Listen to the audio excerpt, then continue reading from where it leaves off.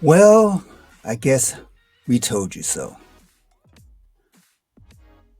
We've been trying to tell content creators, business owners for a while. We got the proof. The video is in the vault. Now, TikTok is back on. And a lot of things is not adding up. But we'll talk about that after this.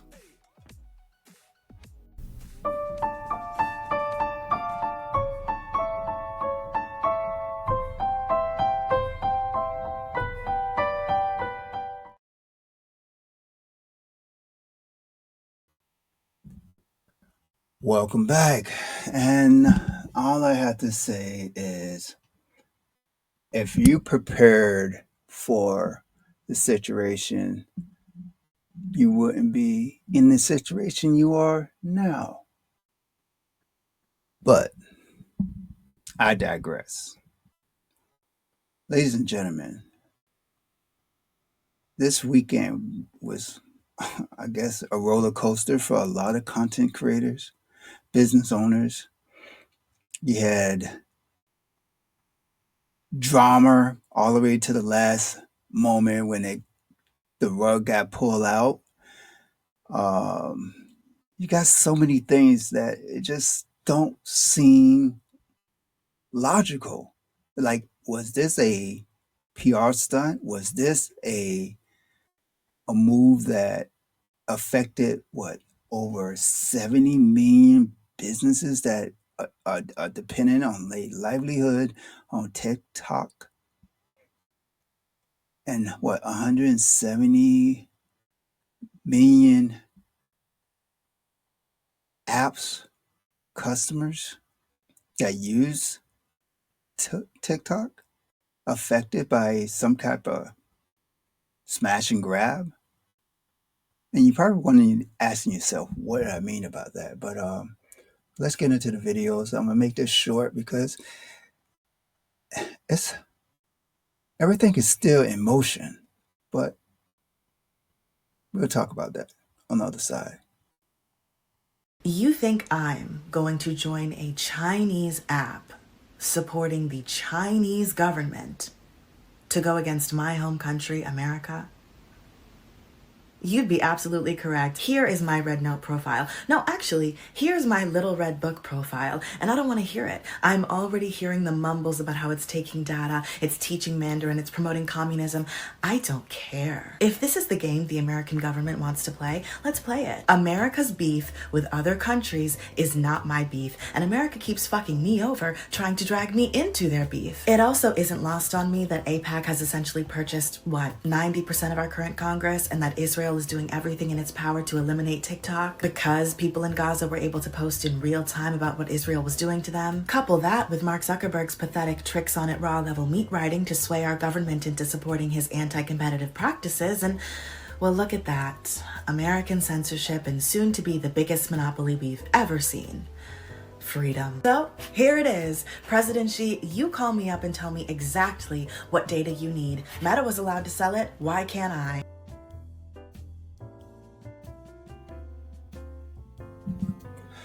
Yeah. That's how most of America was feeling. They went to the other side to talk about it. And the crazy thing is, like I said, this didn't just affect customers, it affected businesses. And I have the proof because, the crazy thing is, I really think something happened behind the scenes. I don't have the proof. All I do have a educated common sense because I basically use all the skills and knowledge of my years as a undefeated union rep. And when I see or hear or feel that something in my guts ain't right, usually 9 times out of 10, that is what usually I feel come true. So right now, I'm really thinking something up with TikTok. And if that's the case, ladies and gentlemen, there'll be a lot of content creators, And a lot of businesses won't be making the money that they usually make. And that's something to think about. And that's why I always say, make sure, and we did it, like, I'm gonna be honest. I think a lot of people didn't really pick up on what I was trying to warn people about, and that was like several years ago. And it's all I made 2 or 3 videos throughout those years dealing with TikTok, with about the possibility ban and why, which I think I would be adding that at the end of this video. The case against TikTok that started with Trump. So it'll make it kind of funny with all the information that they levered against TikTok, how they can kind of like reverse and make people like, oh, that what we were saying about TikTok and the information they were taking from us. That's don't look over there. Don't pull those reports. Don't look there. It's a whole new day, whole new avenue. It is what it is. But I'm gonna give you some ideas on how to go about and protect yourself, because I think this is just the beginning, and I really think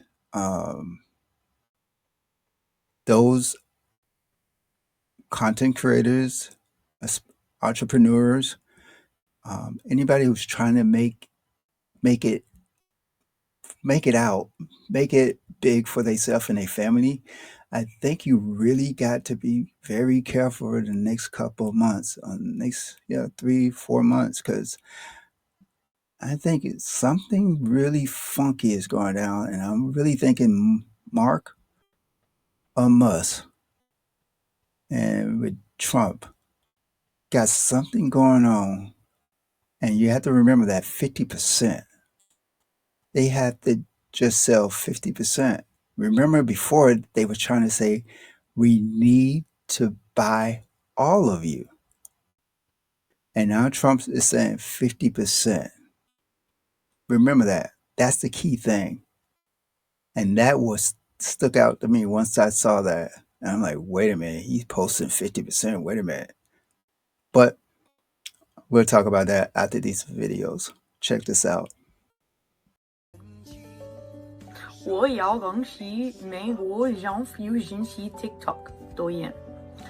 我是要红书上和网友找到了共同的发现，我有很多中国朋友找了很多次，这些工会没有你们，这一切都不可能实现。我爱中华人民共和国。 The whole Shohong-shu thing is so much bigger than I think a lot of us realize. This is a historic moment that does not happen often. The citizens of 2 rivaling countries are coming together in solidarity and sharing culture with each other. This is a beautiful moment in human history. And unlike all of the historical events we as millennials and Gen Z have lived through, this one is Stormy Steele, and we have confirmed that is indeed her real name. Yes, it is. Joining us, coming up from Huntsville. Stormy, welcome. I'm not going to pretend to know half of what I just said, but what would a TikTok shutdown mean for you, your brand, your employees, and Huntsville, Alabama, where you're based? To be honest, I feel like what's not being considered with the TikTok shop ban is the morale on the American people, right? I feel like it would be totally against 170 plus million people's right to speech, freedom of speech. And then on top of that, like, it'll directly impact their income in a significant way. Some people only find joy on TikTok shop platform in the palm of their hands. So outside of just financially, we got to talk about the Americans' like emotional stability. Some people like rely on this heavily, and as for me, we've done 3 million in a single day. And not only just us, a lot of people are connected to our brand through affiliates. They make money off of this. So I feel like if TikTok Shop was to leave, I would personally consider it to be one of the greatest layoffs in American history. So what would you do? I mean, thank you for giving us a sense of what the financials are, because we always feel awkward asking people, how much money do you make? But But there's nothing like the power of the TikTok algorithm, and there's nothing like what TikTok has been able to do with TikTok Shop.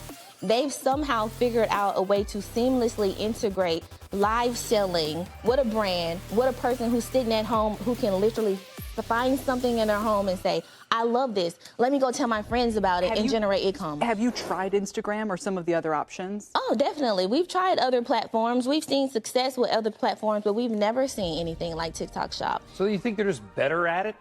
What makes TikTok so good? I think it's the power of community, the fact that you can connect with your consumer. It's the one app. It doesn't matter who you are, how you look, what you have going on. You can turn your camera on and you can connect to your audience. You can connect to a person that's just like you. And then on top of that, with TikTok Shop, you can tell people about the things that you love and generate income. I do think, by the way, Stormy, I want to be clear. I went viral my first week on TikTok Shop. Wow. I went viral my very first week, and we have been on an upward trajectory ever since. We did 50 million in sales last year. And it was because of the power of TikTok Shop. Not only that, because of our products, affiliates are able to enjoy our products, tell other people about it, and those people are in turn able to make money as well. So when I say to lose TikTok Shop, it would be devastating. So I feel like the entire American morale and people, it'll be a big layoff. But my guess is, Stormy, that you don't care who owns TikTok. I'm guessing. So if TikTok were to stay alive but be based here and do everything exactly the same, let's say it's exactly the same. Nothing changes, but it goes from China to Phoenix, Huntsville. Do you care? I do care. And I care because as a business owner, I never want someone to be able to tell me who has to own my business. I think that's not right. And I think it goes against, once again, the American dream. It's impactful. It makes me feel like my voice does not matter. It makes me feel like someone can tell me what I have to do with my business, and that is not what this company, this culture of America is supposed to be based upon. So I don't agree. That's fascinating. Thank you for coming on to tell your story and how you feel about it. It's if it can happen to them, it can happen to any one of us.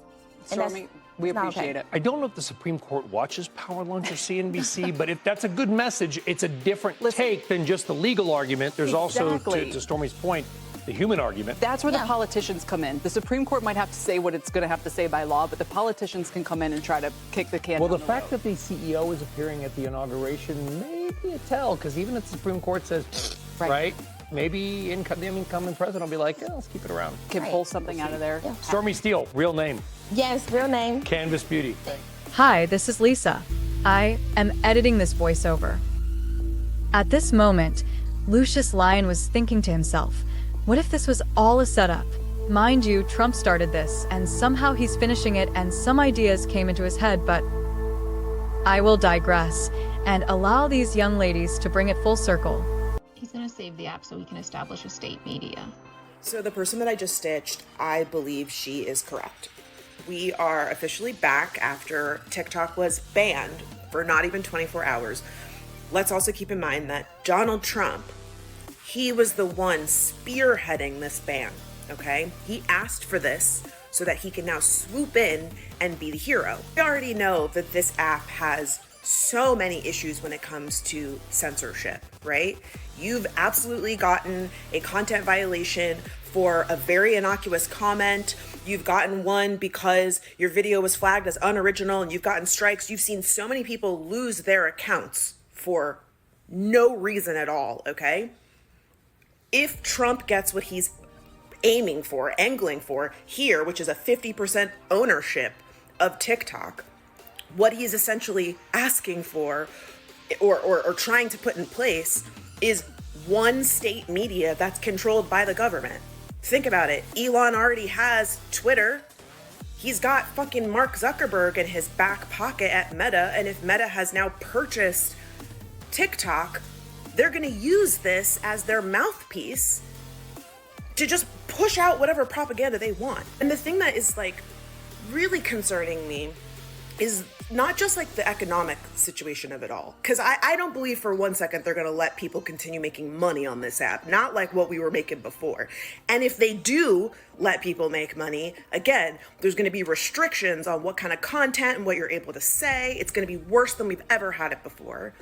But the rock and the hard place that this puts dissenting voices, marginalized voices at, because I respect anyone who wants to leave and boycott these apps. But what I worry is that these are going to become echo chambers for conservative groupthink and radicalization. And anybody that is left on these platforms is very quickly going to be fed information that's going to rewire their brain. And it's really freaking dystopian. I also want to add that I am not the first person to say this, and that there are a number of SWs who've been talking about this for a long time because they are the canaries in the coal mine, and the way that SWs are treated is often signaling like what's to come for the rest of us, in the same way that like when Black people face disenfranchisement, it signals what's ahead for everybody else. So the way you've seen white people crashing out on this app while they're seeing, what's happening on Red Note, a lot of Black people have been like, yeah, guys, we've been saying that. It's the same way with SWs. So what I'm saying is not revolutionary here. Shout out to them, because unfortunately their voices have been so suppressed. But, there are SWs who are not able to get bank accounts, credit cards, internet access, because they've been cut off. They've been marked. And I worry that if this plan goes through, any dissenting voices, you could potentially not be able to have access or face legal repercussions, because this is like the start of a fascist regime. And I'm really trying not to like freak out, but like this is really concerning. I'm concerned. You should be concerned. Have you ever wondered how a single item could redefine your style forever? Imagine discovering one-of-a-kind pieces that scream individuality.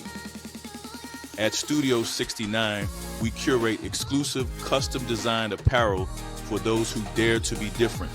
From limited edition items to a personalized shopping experience, we turn your desire for uniqueness into reality. Redefine your wardrobe with confidence. Join the movement at Studio 69. Get yours before it's too late. Are you struggling to enhance your e-commerce capabilities and drive sales growth? LL Studio 2069 offers personalized solutions tailored to your business needs, with us being a Launchcart certified partner. We can help streamline your e-commerce operations. Experience customizable solutions designed for efficient, scalable growth. Benefit from increased productivity with our high-performance tools and expertise. Transform your business with LL Studio's innovative e-commerce strategies. Text the word ecom to 1-877-969-2069. Welcome back, ladies and gentlemen. And like I said, those are some of the signs that I think you have to prepare yourself. And if you're a content creator or a business owner, entrepreneur, and you have a business on TikTok or any social media, always try to have a funnel or a text marketing. Like I said, before I actually started building on YouTube, I was testing, but also I've been building a Death Star. We have our own text marketing service. We have our own PR service. We have our own e-commerce service. We partner with Launchcart, one of the best up-and-coming e-commerce website in America. As you know, some of y'all might know that Shopify is for Canada, and Launchcart is an American e-commerce website based in California. So it's almost like it feels like a Drake and Kendrick battle. So just a little hip hop culture right there. But the main thing you need to do is build out a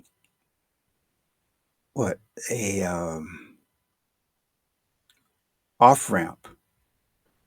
Just consider these platforms highways and your off ramp to get those people who your fans, your customers, or would be customers, or those who's lurking to get to know you, to get to have them in your system, in your orbit.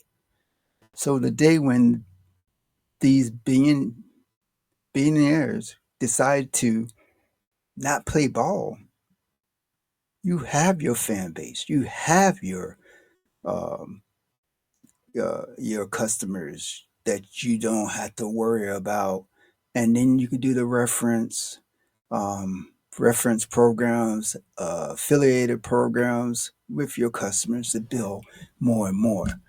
Like right now, we about to launch our own radio network. We are we more than a e-commerce. We more like a media company. What e-commerce store you see that actually doing all this stuff? And I'm just saying,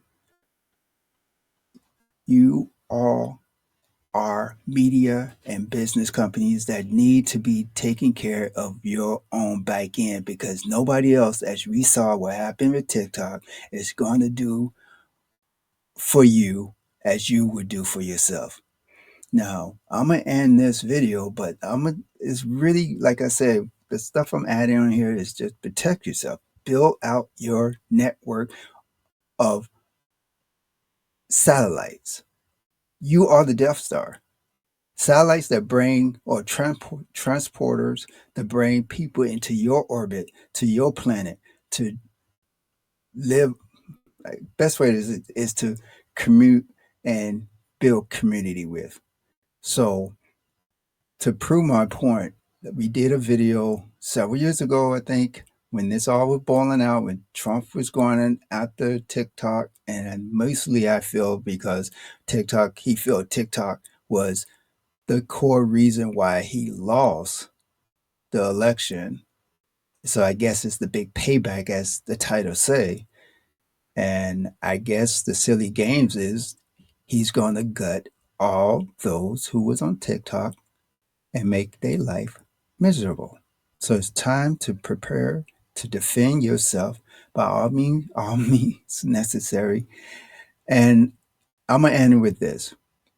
Trump wasn't the first person to be banned by all social media. Remember, this is America. And I'm gonna say it, and I'm gonna say it loud, and I'm gonna say it proud. Because for some reason, from APAC to the racist mindsets of America culture, blacks American are the canary in the coal mine. We are the canary. So anything that happened to us and y'all let it slide, any community let it slide, best believe it's coming back.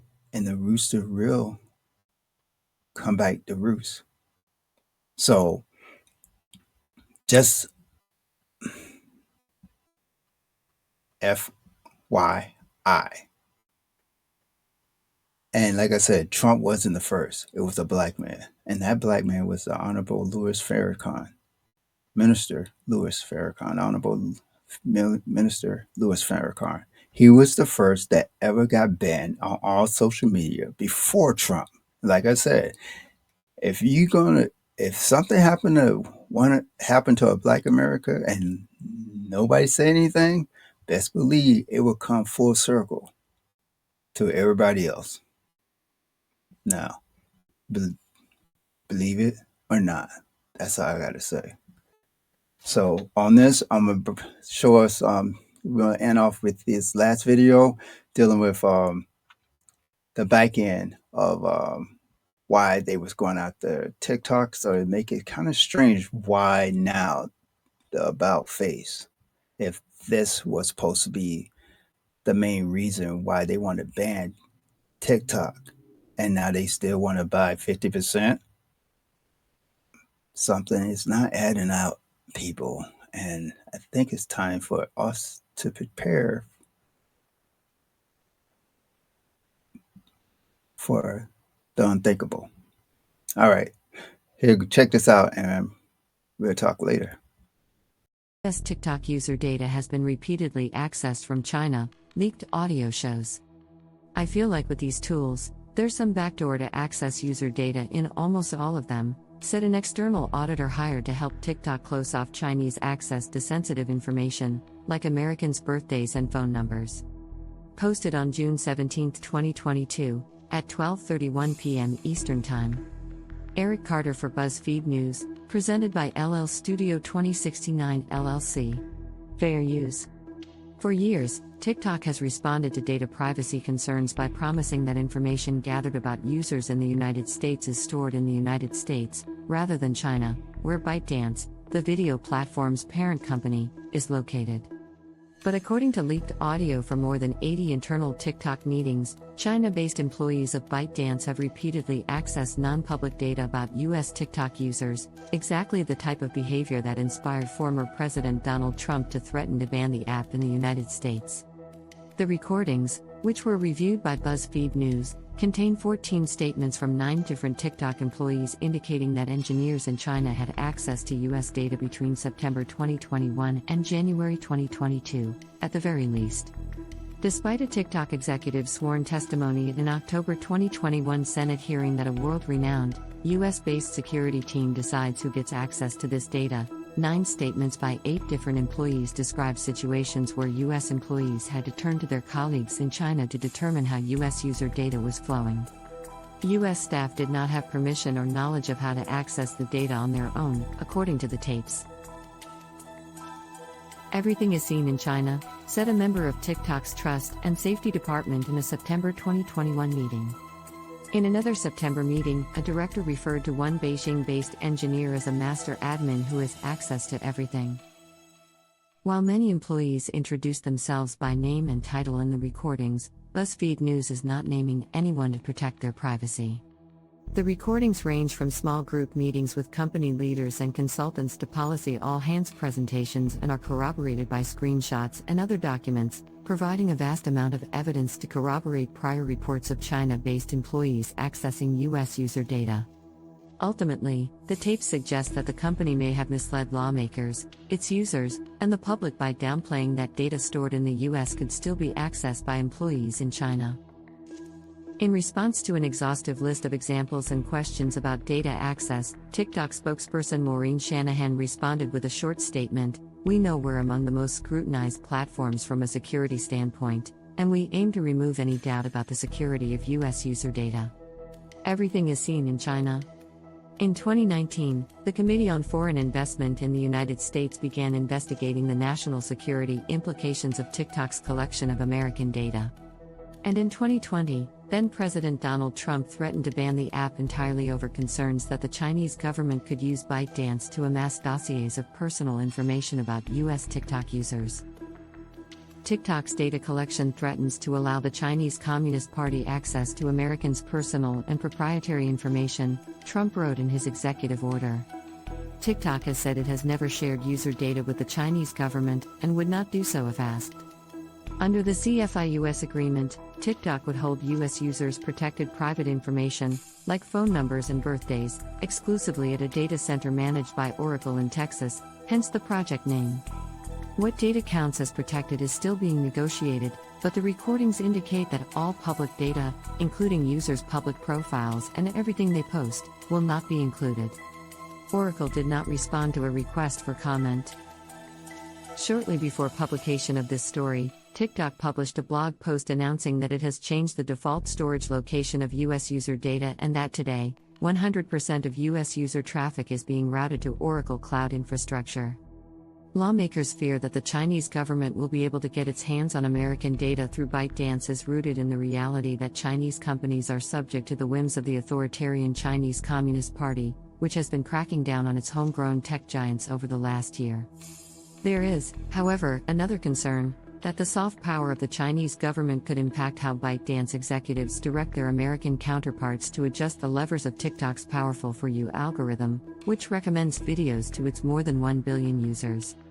TikTok has said in blog posts and public statements that it physically stores all data about its US users in the US, with backups in Singapore. This does mitigate some risks. The company says this data is not subject to Chinese law, but it does not address the fact that China-based employees can access the data, experts say. Our goal is to minimize data access across regions so that, for example, employees in the APAC region, including China, would have very minimal access to user data from the EU and US, TikTok's Chief Information Security Officer Roland Cloutier wrote. In September 2021, one consultant said to colleagues, "I feel like with these tools, there's some backdoor to access user data in almost all of them, which is exhausting." When asked for comment, Booz Allen Hamilton spokesperson Jessica Klenk said something about the above information was incorrect, but refused to specify what it was. At this point I'm not in a position to further discuss or even confirm/deny our relationship with any client. But I can tell you that what you're asserting here is inaccurate. Additionally, 4 of the recordings contain conversations in which employees responsible for certain internal tools could not figure out what parts of those tools did. In a November 2021 meeting, a data scientist explained that for many tools, nobody has really documented, like a how-to. And there are items within the tools that nobody knows what they're for. The complexity of the company's internal systems and how they enable data to flow between the US and China underscores the challenges facing the United States Technical Services Team, a new dedicated engineering team TikTok has begun hiring as part of Project Texas. To demonstrate the USTS team's independence from Chinese-owned ByteDance, one team member told a colleague in January that not everyone can join the team. Chinese nationals are not actually allowed to join, he said.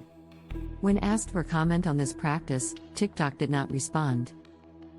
However, according to 7 recordings between September 2021 and January 2022, the lawyer leading TikTok's negotiations with CFI US and others clarify that this only includes data that is not publicly available on the app, like content that is in draft form, set to private, or information like users' phone numbers and birthdays that is collected but not visible on their profiles. In a recorded January 2022 meeting, the company's head of product and user operations announced with a laugh that unique IDs, UIDs, will not be considered protected information under the CFI US agreement. The conversation continues to evolve, they said. We recently found out that UIDs are things we can have access to, which changes the game a bit. As TikTok continues to negotiate over what data will be considered protected, the recordings make clear that a lot of US user data, including public videos, bios, and comments, will not be exclusively stored in the Oracle server. Instead, this data will be stored in the company's Virginia data center, which may remain accessible from ByteDance's Beijing offices even once Project Texas is complete. That means ByteDance's China-based employees could continue to have access to insights about what American TikTok users are interested in, from cat videos to political beliefs. It also appears that Oracle is giving TikTok considerable flexibility in how its data center will be run. In a recorded conversation from late January, TikTok's head of global cyber and data defense made clear that while Oracle would be providing the physical data storage space for Project Texas, TikTok would control the software layer. It's almost incorrect to call it Oracle Cloud, because they're just giving us bare metal, and then we're building our VMs, virtual machines, on top of it. Oracle did not respond to a request for comment. There is going to be national security law that comes down from the Commerce Department, they said, referencing the Biden administration's development of regulations to govern apps that could be exploited by foreign adversaries to steal or otherwise obtain data. According to Graham Webster, a research scholar at Stanford Cyber Policy Center, if TikTok commits to being transparent and high integrity, and China-based employees won't be able to access user data, then from a data security perspective, it should be possible to convince good faith skeptics they have done enough. The details of the arrangement between CFI US, TikTok, and Oracle were still under discussion as of January 2022, when the recordings end. But even though Project Texas's goal is to cordon off access to the most sensitive details about Americans that exist on TikTok servers, one policy employee had doubts that will actually prevent ByteDance's employees in China from accessing this data.